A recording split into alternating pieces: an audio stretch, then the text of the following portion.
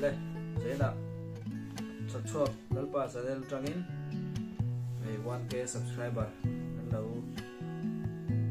về ta mình design đây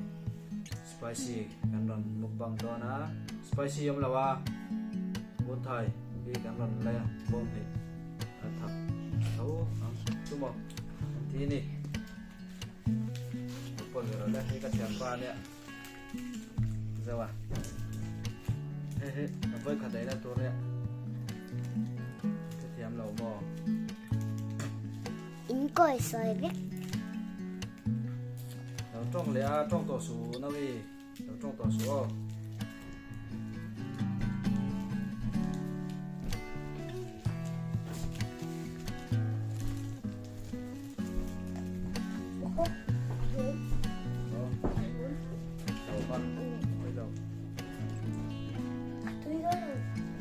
đó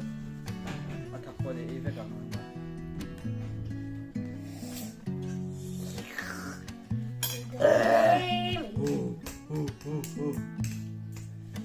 tùy đón thấu cái video thế chị ông vóc lâu chụp 1k subscriber cái này về cái bản đồ về mà cho anh spicy khá cả xong lâu ông là thay thì muốn thay sẽ lâu mà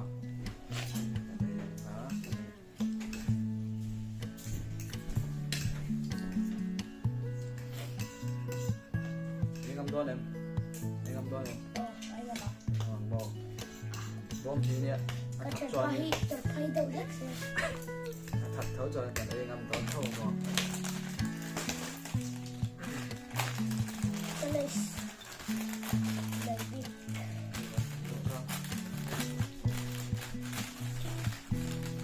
có thì cũng có giá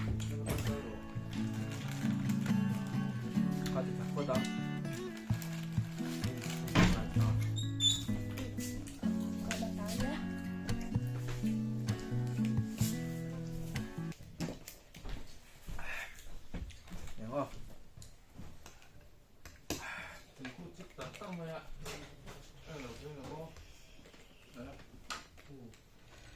cái này thì luôn luôn tụi ca sound về là ông có cái này là sẽ thèm đó nhé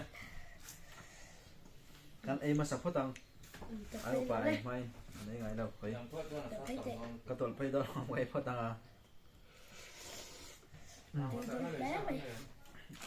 ở về thật vất rồi rồi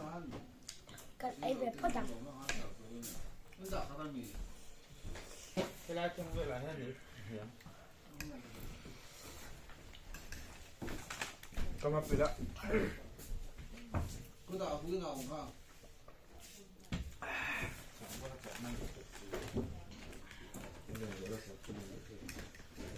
ăn nuôi cả về thế này này nó là thôi rồi nhỉ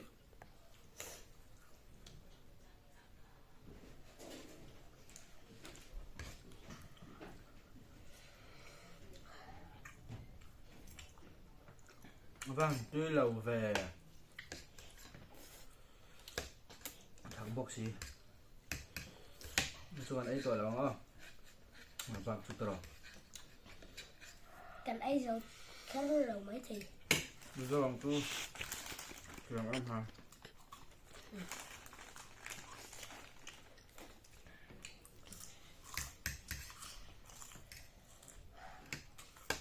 tôi mới thi bằng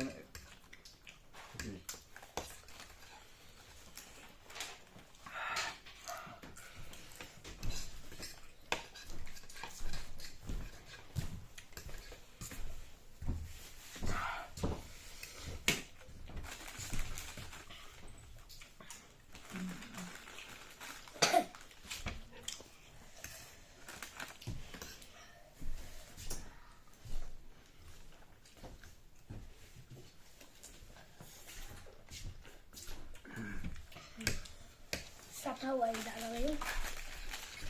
cái đây này anh ngâm đấy mấy à trẻ nào các em về cho bọn các chị là các em về cho bọn các chị rồi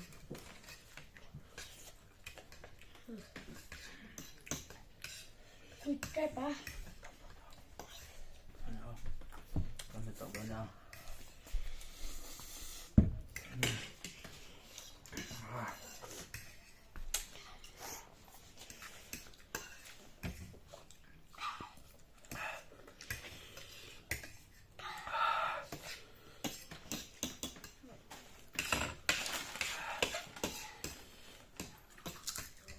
làm video tê thế nào video đăng muốn đăng đâu like thì cho cả tung mga subscriber tê po ai tầm rộng thì chú đến chúng ta sẽ mình sẽ ra video tê mình subscribe sẽ bật ra bom thì lấy cái này tầm vóc lầu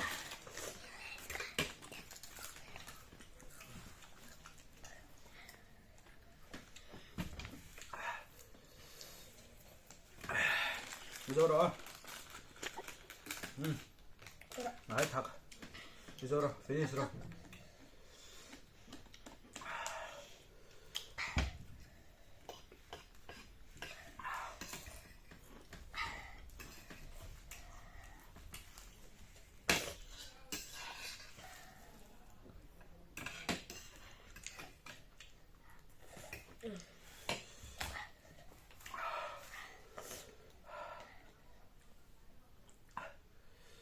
về đâu khóc bây giờ rồi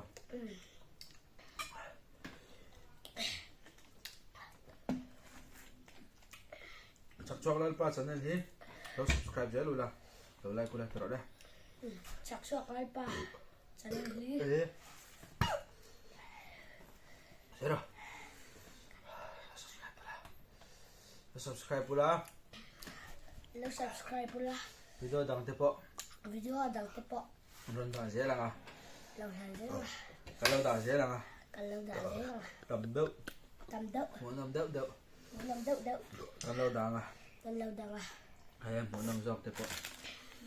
hay em muốn nông dọc tiếp po hay ai muốn làm gì po chỉ dễ thì dễ đón đi đó đi làm nhé được lắm à like and subscribe